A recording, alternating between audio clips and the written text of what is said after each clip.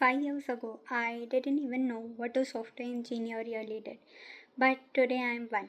And when I look back, I realize that this became possible not because I always had the answers, but because I never stopped believing in myself, and because I chose to stand up again, even on the difficult days.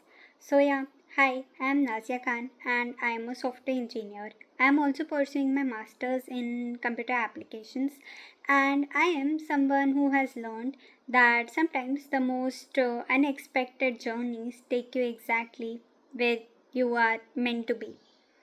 And honestly, if you had asked me a few years ago where I would be today, honestly, I don't think I would have imagined this. And this is because I come from a commerce background, so technology was never something I grew up around. So after I finished my schooling, I felt genuinely clueless. I didn't have the technical foundation that many others already had. So I explored different options. I even looked at chartered accountancy and even considered law. But ultimately, it was my parents who suggested that I look into computer applications. And something about that idea made me curious. So I explored how to get into the field and decided to pursue my bachelor's in computer applications. I didn't choose this path because I had everything figured out. I chose it because I was curious. I wanted to know what I was capable of, and I decided to give myself a chance to find out. That was one of the first decisions that truly changed the direction of my life. Of course, coming from a different academic background meant I often worried, especially about getting a job, because I didn't have the technical foundation many others had. But I made one promise to myself early on that I wouldn't wait for opportunities to find me, rather, I would create them. My evenings went into learnings, my weekends into projects, and I watched tutorials. I tried things that didn't work, made mistakes, started again, and kept figuring things out like that.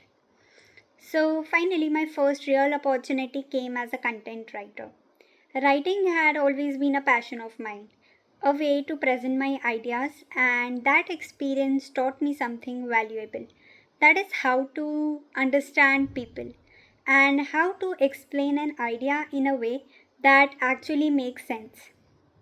Then came a second opportunity and a third. I was eager and I was willing to chase every chance I got. In fact, there was a whole stretch of time when I was, giving interviews while still in college, in my graduation. I would bunk classes when I need to, carrying my laptop around campus, hunting for an empty classroom quite enough to take a call.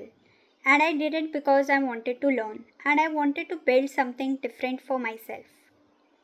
Then also like there were rejections. I still remember one interview I had almost cleared, and then my name simply didn't appear on the final list. It stung, but looking back, I believe that door closed because a better one was waiting. Rejection, I slowly understood, is not always a closed door. Sometimes it is simply feedback telling you where you still have room to grow. And then came a moment I will never forget. So it was our college signature day and we were graduating. It was the last day of college. We were all crowded together, scribbling on each other's white t shirts, laughing, signing our names on sleeves and collars, holding on to the end of a chapter. And right there on that same campus, I received my offer letter from Wikipedia.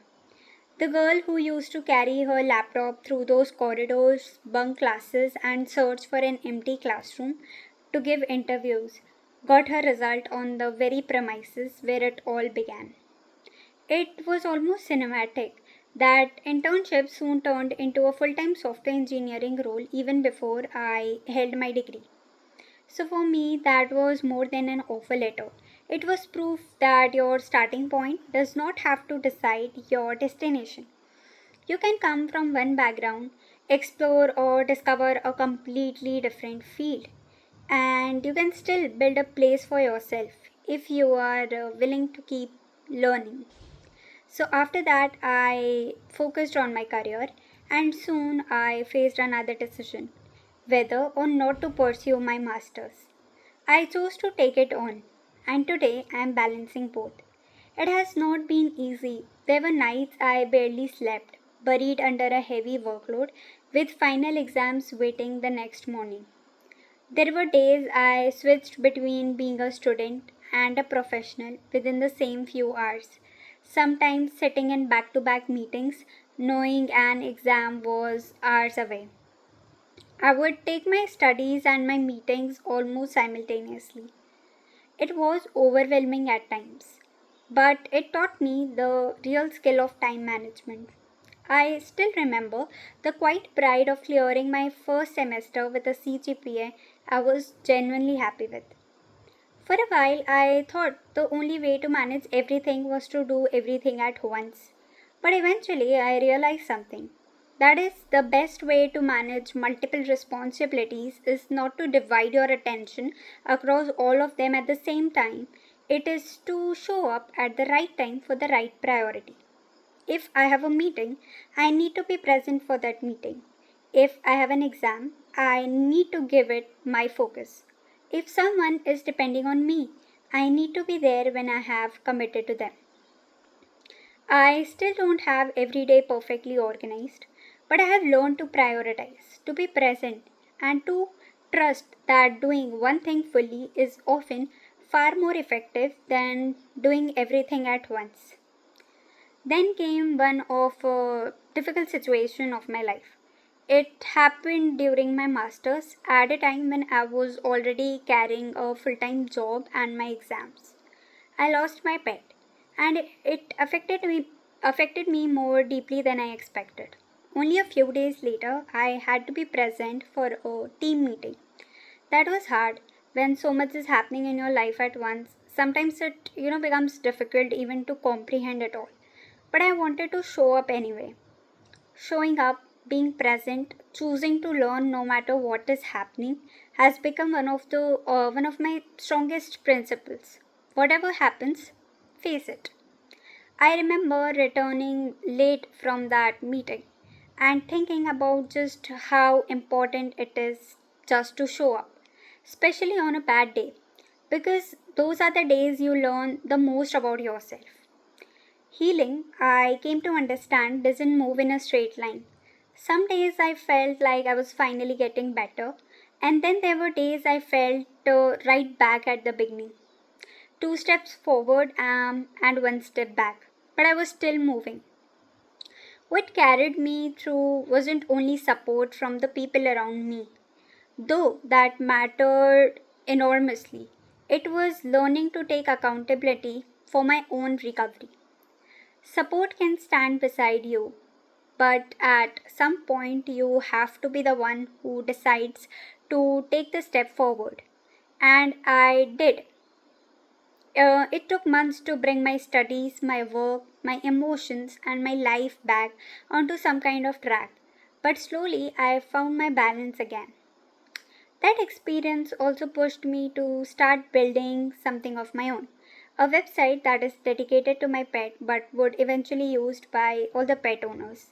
And it began as a way to process my loss, and I turned it into something meaningful. It is still a work in progress, but it represents something I deeply believe. That is, even when we cannot change what happened to us, we can choose what we build because of it. It was also around this time that I decided to take up content creation as my next responsibility. I had already learned to manage my job and my studies, and I didn't want to miss this. When I say content creation, I mean sharing things around technology, learning, career growth, and the experiences I believe might help someone just starting out. I remember what it felt like to begin without much guidance, to search for every answer, to figure out on my own what to learn and which direction to take. So, if something I share helps even one person feel less confused, avoid a mistake, or believe they are capable of more than they thought, then my journey carries meaning beyond my own achievements. Being in technology today also means facing a constant new kind of change, that is, artificial intelligence. There was a time I also wondered what AI would mean for our careers.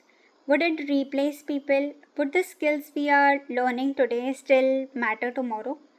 As a developer, I realized I couldn't simply be afraid of it.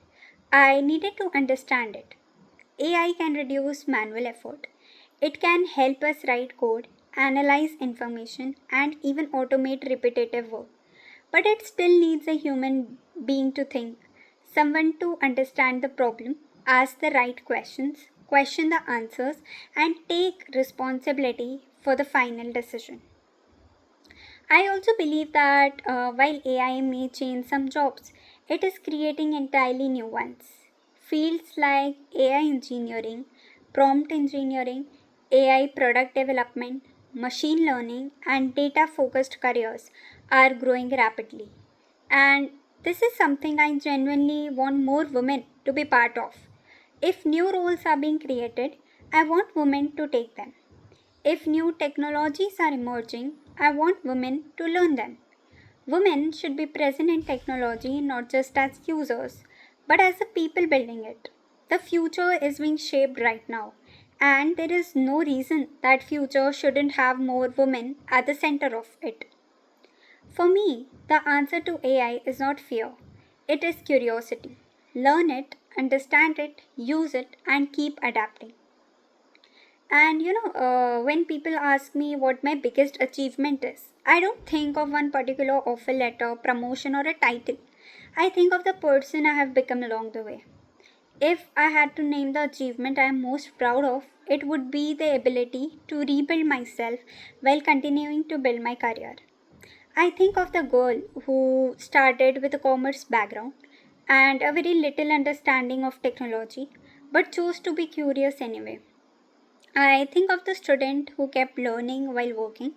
I think of someone who went through a phase where she didn't feel like herself, took months to find her balance, and eventually found the courage to speak about experiences she once would have avoided.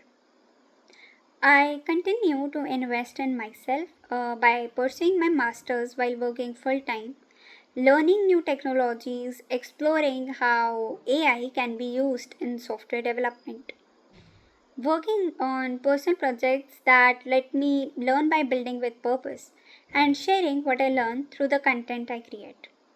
That is how I want to prepare for the future. Not by assuming I already know everything, but by staying curious enough to keep learning. My journey has taught me that progress is not always visible from the outside. Sometimes progress looks like getting your first opportunity. Sometimes it looks like an offer letter arriving on a day you will always remember. Sometimes it looks like balancing work and exams, but sometimes progress is much quieter. It is getting out of bed on a difficult day. It is finally having a conversation you were afraid to have. It is learning to prioritize instead of doing everything at once. It is accepting help while still taking responsibility for your own growth. And sometimes progress is simply looking back at who you were a year ago and realizing that you are not the same person anymore. I believe the day we start taking accountability for our own lives is the day we truly begin to understand ourselves. We start looking honestly at our problems. We start asking what we can change, and we start taking responsibility for becoming better. Support can be there, but ultimately, I'm the one who has to take myself forward. That lesson has stayed with me. So, if there is one thing I want to tell my younger self and maybe anyone listening today, it is this: that work hard enough that 5 years from now, when you sit back and look at your life, you can answer your own why. Why did I choose this path? Why did I keep going? Why did I make those difficult decisions? You may not have every answers today. I certainly didn't.